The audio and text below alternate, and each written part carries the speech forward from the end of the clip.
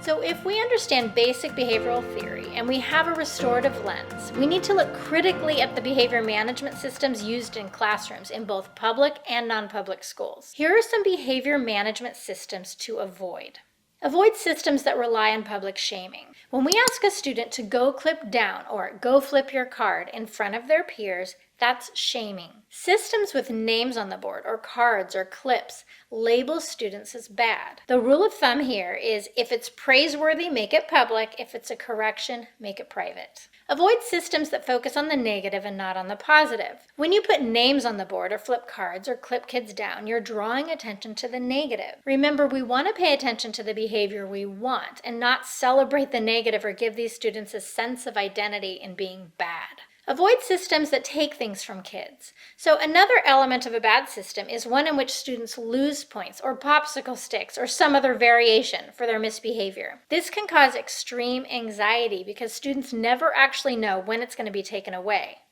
The rule of thumb is you give or you don't give, but we never take things away. Don't take things away from kids that they've earned. It just feels mean. The one exception might be if you're using a money system in your class and you're teaching them on how to spend, save, and to budget.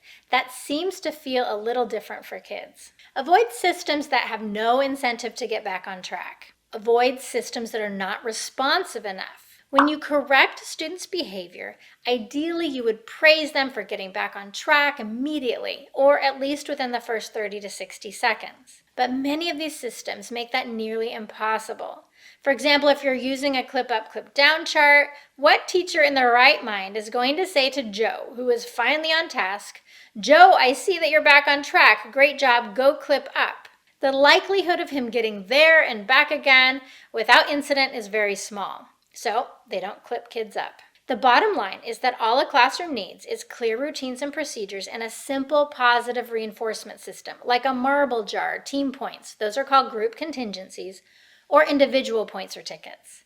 When I see these systems in general education settings, what I suspect is going on is that the teachers are trying to manage one or two kids using a class-wide system. For the one or two students who aren't responding to the Tier 1 classroom system, they need to be taken off of that system, and instead they need a Tier 2 intervention, like a self-management tool, maybe a point sheet, check in, check out, and modifications in the classroom. And while they're at it, the teacher might as well take these types of class-wide systems off the wall because they don't really work and they're really time-consuming. In special education classroom settings, I would imagine that nearly all of your students are on self-management systems of some kind or other.